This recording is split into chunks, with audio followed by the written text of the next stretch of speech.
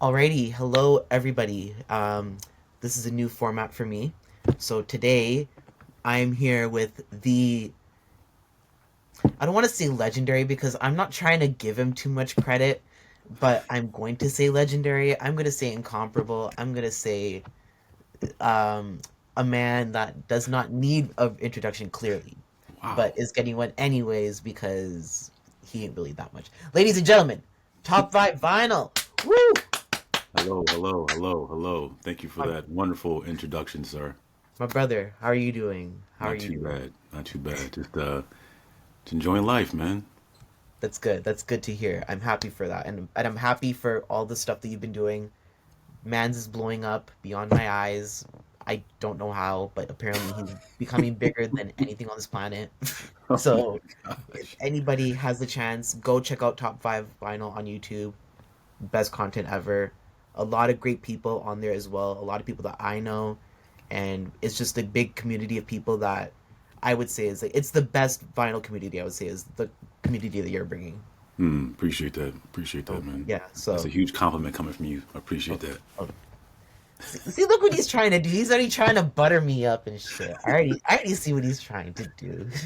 Okay, um, but yeah, so as I mentioned, like I wanted to do a series of personal tributes to Quincy Jones.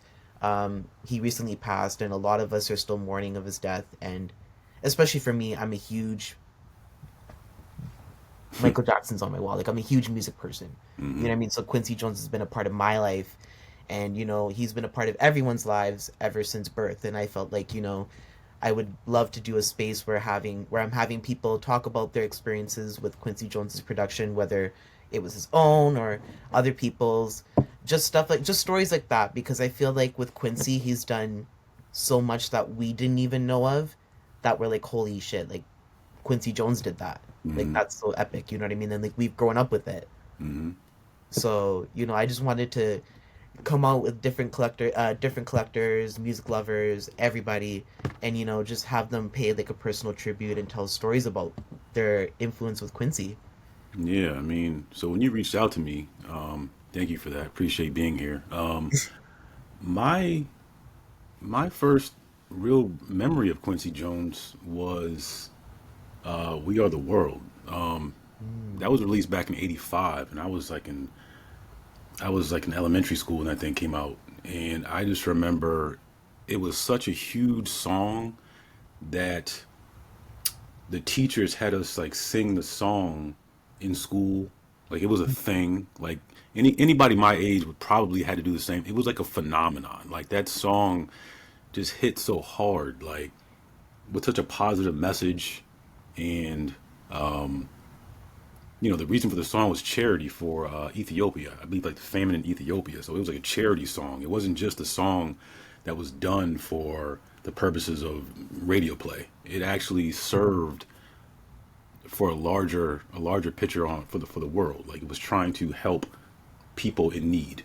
So it's just like everything with that song just lines up for being like an amazing situation. You got a charity event, you got a song composed by Quincy, written by Michael Jackson and Lionel Richie, and there's probably about 20 different singers on this one song. So to coordinate that kind of effort back then, pre-internet, is an amazing feat by itself. So when I think about Quincy, like that song to me is like just top notch. It's just top notch. No, it's funny you say that because a lot of people like I think Netflix did a documentary on the We Are the World, like the behind the scenes of it, right? hmm So they were just like filming like, you have Diana Ross, you have Cyndi Lauper, you have Bob Dylan was one of them, I believe, right? I think so. I had a Yeah, look earlier. I want Yeah. to say Bob Dylan, but like there's so many people that like, at that time that were already massive artists. hmm And then you hmm just get them all together for a good cause like that, especially because I don't think in American music nobody did anything like that, No, especially for charity, right? no. I mean, it may have existed on a smaller scale, but Hmm. that by far is like the epitome of what a song should be, as far as I'm concerned. Exactly. And like Quincy had like that relationship with people too. It wasn't just like oh, let me ask this person, right? He was just like, oh, I've worked with this person before, so Exactly. let me be like, yo, can you come and do this record with me Hmm. and Hmm. 20 other people? So he made it very personable with every single collaboration of that in that record, you know what I Hmm. mean? And Yeah, when you're even with doing Michael something and like Lionel that, too, but Quincy was like that main footprint with that. yeah, yeah, like you said, like when you're doing something like that, and you can coordinate an effort with that many people who want to work with you because of who you are as a person, not because you're forcing them to, but they understand what the message of the song is, and they know who you are as a person. Like that that whole movement is just love, you know. Exactly. That's an amazing scenario right there. Exactly. And realistically, don't even have anything like that anymore, you know what I mean? Like we Mm. haven't seen a collective record like that since, oh God, when was the last one?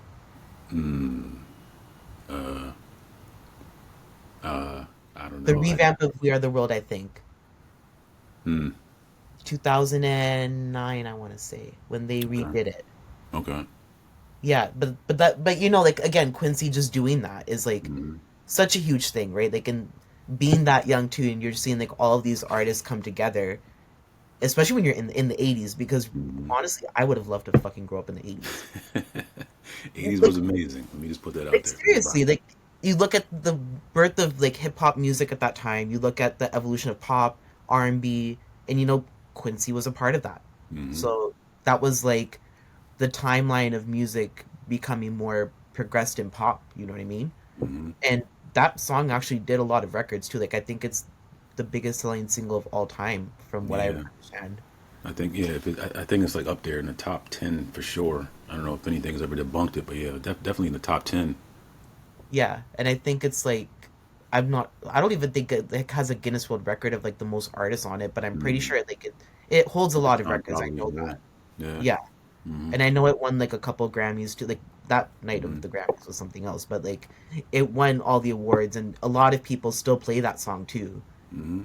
And a lot of the artists like Cyndi Lauper has been talking about it. You know, a lot of people go back and they recollect all those memories of what went down during those sessions, and it's still an honest like it's still such a historic moment to relive those moments. Yeah, yeah.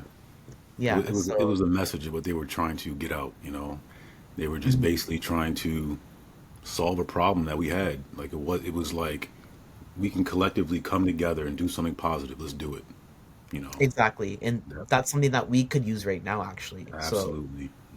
it's Hmm. sad that we probably won't even have anybody like that Sadly, to no. know, right?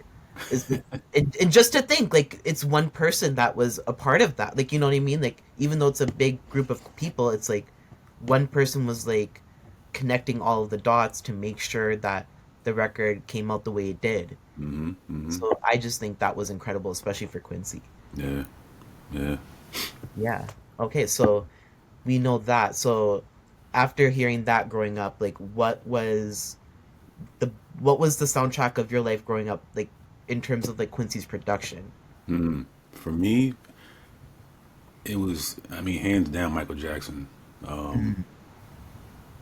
In the 80s, when Michael Jackson was starting to get more away from, I guess, the Jackson 5 and more solo stuff, and the Thriller album, Off the Wall. I think Off the Wall was in the 70s, though. I can't remember the year exactly, but 79. yeah, 79. Yeah. When Thriller came out, that was like in bad. Like, it was just like a freaking firestorm. Like Yeah.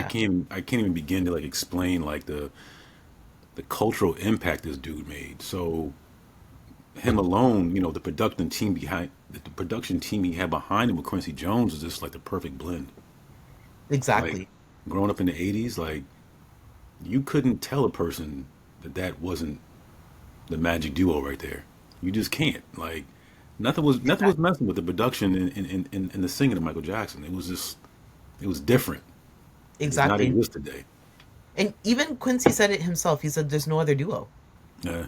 He knows that himself. Like he knows that when those two get in the studio together that they're going to make something big out of it. Yeah.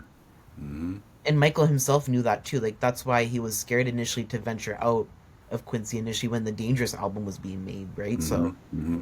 but you know, Quincy and him always stayed true to the music. Yeah. The production just had it just sounding so clean and clear, and it just the you couldn't not enjoy it. You couldn't not. You had to listen to the whole song. You couldn't just like skip a track. Once you Exactly. heard a Quincy Jones song, you were in. And Exactly. there's no next song. It's a rewind, but there's no next song. Like you're in. Like that. It was that kind of like phenomenon. Like he carried. Like it was crazy back then. Exactly. It was pretty much like an event. Like if he was to drop a record, you wouldn't lift the needle and skip the track No. on it. You would let that play, and then you would switch the side and let that other side play the whole time. Yeah. Yeah. Like he was the one that made you like want to actually enjoy the record. Mm-hmm. Mm-hmm. And the again, Michael and Quincy, they're both perfectionists in that way too. But so that makes it more cooler for us that way. Yeah. Yeah. And that also became like the blueprint for other producers as well, because a lot of producers say, Quincy's perfection led to my perfection, Mm-hmm. Yeah, he right? was And like, definitely the bar for sure. like if you look at like people like Kanye West or like, you know, I'm just drawing Jimmy Jam and Terry Lewis, Mm-hmm. Teddy Riley, all of those people are gonna say, Quincy Jones was that blueprint for me Mm-hmm. because of his level of perfection, and I had to achieve that level of perfection to get my records to sound like that, Mm-hmm. Mm-hmm. Yeah. right? So, especially with like his music, like for my personal opinion, I think his work with Donna Summer is one of my favorites Mm-hmm. because Finger on the Trigger, Love is in Mm-hmm. Control. That is Mm-hmm. probably one of the funkiest Quincy Jones projects I've ever heard. Yeah. And it just reminds me of like everything positive. It is just it sounds like a song that you would hear off of Thriller too. Mm-hmm. And it's just like classic Quincy production. It's super funky. It's makes you want to get on your feet, and Mm-hmm. it has his stamp on it. I feel like with Mm-hmm. producers they have their stamp on it. With Right. Quincy, you can kind of hear it with whether it's a Quincy production or not, Mm-hmm. Mm-hmm. right? So with Quincy, it's like you can tell if it's his work. Yeah, that's a beautiful thing right there. Like a lot of producers have a similar sound, and once you can identify the sound, for the good times that you heard it in a previous song, or whatever the situation is, like the signature sound is what makes them them. I mean, they can always venture off into other stuff, Hmm. but being able to identify, oh my God, this is a Quincy song. I know it's Quincy, and then when you know it for sure, you're like, yeah, I knew it. Like this is the hit right here, man. This is it. Like Exactly, this guy's ears is different. exactly, and especially for him, like because he's worked with so many people, he's always stayed true to the sound over the years. Mm-hmm. Because he was still making records and he was still appearing on everybody's albums, Mm-hmm. Mm-hmm. right? Like he did the Weeknd's album. He Yeah. did a little interlude on the Weeknd's album, and he still was like, okay, like I'm on the Weeknd album, but I'm fucking Quincy Jones. I'm Mm-hmm. gonna make Mm-hmm. this a Quincy Jones interlude, and he did Huh. that, Right. Right. right? And it was like he captured your attention for that minute. You know what I mean? I wish that we could have had like a Quincy Jones fucking spoken word album again. That would have Yeah. been nice, It would have been. It would have been. right?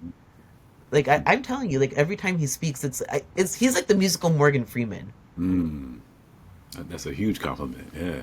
right? Like he's just very subtle when he talks, and he's Mm-hmm. just so eloquent, Mm-hmm. right? So I would just say like that's the biggest thing I take away from him, like on that too. Yeah. Um, but like in terms of like, so we were talking about like the '80s. How about like the '90s when Top Five was in his teens? Huh. Running through the streets, Huh. rampaging through Right. everybody. So I think when the '90s came for me personally, when I started to get into buying music, I was just so attracted to hip hop. So for Mm, me, hip hop was like the go-to. It was the only thing I was focused on at that point in time. I'm mm, sure I've heard a lot of songs Quincy probably produced on hip hop records, but I kind of broke away from pop, R&B. Like nothing else mattered to me because hip hop just came in like a storm, and it just was so dominant. Like I was yeah. so focused on that. So my real Quincy experiences in my life are probably the '80s. Okay. Cool. Yeah, for me personally, but Yeah. that's just me. But yeah, I Yeah. No. was Totally. I was laser And focused on a different genre of music at that point. no, that's totally fair. And like honestly, Quincy, like in terms of his samples, like he was literally stamped And that's what everywhere. it is too. Everybody sampled the stuff, so I know I was hearing it left and right, but it wasn't a direct Quincy production. It was somebody else using his genius Exactly. for their benefit. And then obviously like later on in life, like as you grow up and you're like developing a ear for music and you're just like going through like the Who sampled and like all the Mm-hmm. YouTube videos and you're like, oh, this record was used by Quincy Jones earlier. Like, Mm-hmm. well, how did you feel like ever learning that type of stuff? Were you just ever astonished that like, holy fuck, like this is Quincy Jones and like he's just been literally everything? Yeah, I mean, once somebody's established like him and respected like him, it's like it's not deniable. You just know it's going to be quality product. Um, I think when I'm thinking about it now, one thing that caught me off guard, I forget the year when the Fresh Prince came out. That was a Quincy Jones show, right? Yeah, I think. yeah, So it's like his reach wasn't just music. He was doing all kind of funky stuff, and knowing that he was producing quality television like that, which made people want to watch the Fresh Prince because of what that stood for, and the comedy and the seriousness, black family and all that kind of stuff like that. Like him putting his stamp on another media was mhm, heavy. Like I respected that too. Like he just did so much. exactly, and especially because like Fresh Prince grabbed such a huge audience at that time, right? Hmm. It Hmm. wasn't just like the black community; it was like white people were watching it, It was Hindu people were relatable. watching it. It was Like my relatable. my Yeah. family was watching it when it premiered on NBC back in the day, Hmm. right? Like Hmm. every single household was watching it. Hmm. So like Quincy had that ability again to be like, how can I make film and television enjoyable like that for a multi-genre audience? Right. Yeah. And that show went on for like 5 6 years too on Yeah. It top of did. that. Yeah. And then he developed his own production company and he had a lot of other shows as well back in the 90s too. Hmm. Hmm. Like In the House was actually his thing too as well, if Hmm. I'm not mistaken, which was another good show if That anybody was another good hasn't one. checked it Yeah. out. Yeah. Yeah.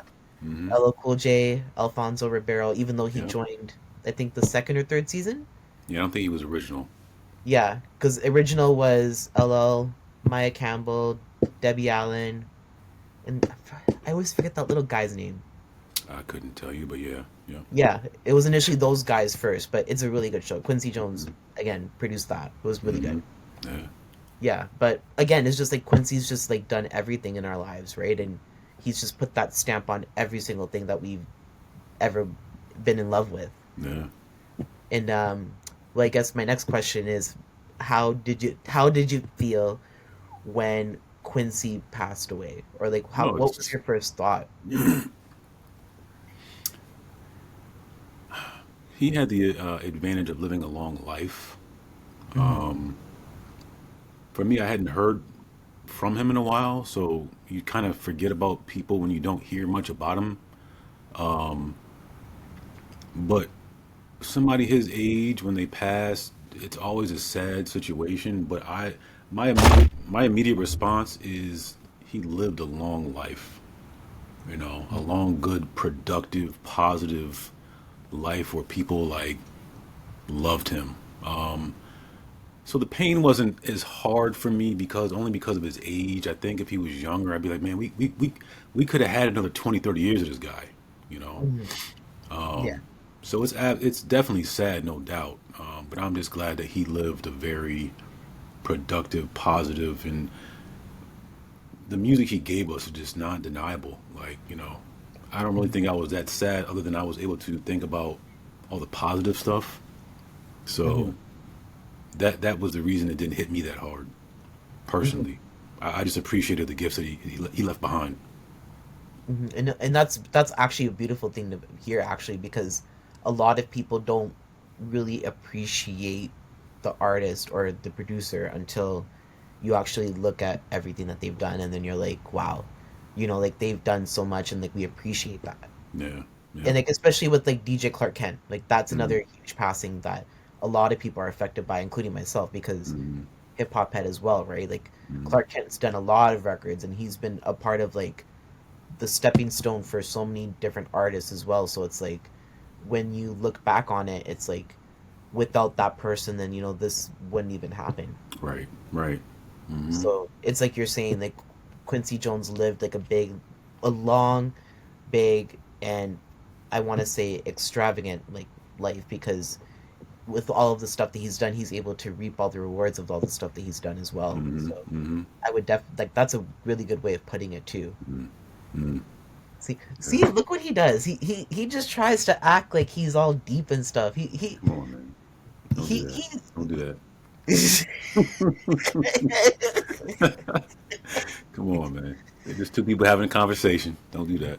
no. It's all good. It's all good. It's all good. No, but Um, like this is like what I wanted to do. You know what I mean? Like just have this open conversation about Quincy Jones and like his artistry, because talking about this right now is just bringing a smile to our faces. It's not mm-hmm. making us sad. It's not making us depressed or anything. It's us celebrating a life of a person that has done so much for us Right. that, you know, we're just here giving a personal tribute and just honestly saying thank you for not only the music but just your existence. You know what I Mm-hmm. mean? So Absolutely. this is pretty much what I wanted to do. So you're helping me get into that spirit. Yeah, man. And I figured you would be the best person to do that. Well, thank you for reaching out. Yeah, no, for sure. One last question though. Yes, sir. If you were to ever meet the guy, Mm. what would you say to Quincy? Mm. Mm. Well, I mean, as far as saying, say thank you. I mean, I don't know what can you say to somebody like that. I mean, this guy has done so much positive for the world. Like, thank you is the only thing I can say to him, man. Like, Mm, thank you for just like I don't obviously everybody goes through their situations. Thank you for not giving up. Thank you for sticking to whatever you're doing. Like, just thank you for being dedicated and passionate and just not giving up. Like, that's what I would say to him. Like, he's a force. Like, he's just like a larger than life image, and I would just say thank you. Really, that's all I would say to him. yeah. No, that's the perfect answer, honestly. Like, what do you say exactly to someone who's done that many things, right? Yeah. No, so that actually is the perfect answer. So thank you for that. No, seriously. Oh Um, man, but no, I think you've answered all of my questions properly. So thank you for giving up your time for me, because absolutely. I know you're very selective with who you talk to, and I appreciate that I was able to fit in your very, very, very busy schedule. Oh man, I'll leave it as that. Yes, yes, very selective. Yes, okay. See, you know what he's doing? He's waiting for me to turn this off so he can start snapping me off after. I This already know. guy, this guy's a mind reader. Can you guys believe this at home? This guy's a mind reader right here. I have a bachelor's for a reason. I'm telling you. Oh man, Okay, but no, seriously, thank you so much for just doing this. It really means a lot, and yeah, man. I hope everybody looks forward to the next Quincy Jones tribute that I'm going to do. I'm going to be uploading one once a week, hopefully. So everyone, stay tuned for that. Subscribe, like, and comment, and share, and all that. And if anybody wants to collaborate with on this, please shoot me an email or DM or anything. Like, I'm open to anything. So yeah, thank you guys for watching, and make sure to subscribe to Top 5 Vinyl if you guys want to. I'm not forcing anything upon you guys. That's all on you. I'm not forcing you guys. He's not forcing you guys either. He shouldn't be forcing you guys. But if he wants to, he can let the message through. But I would say Top subscribe. five vinyl on YouTube. Top five vinyl Instagram. Top five vinyl gmail.com. And that'll be $50 for the advertisement. Thank you and good night. Right. Okay, no, seriously. Okay. Thank you guys and take care. Have a good one. Okay.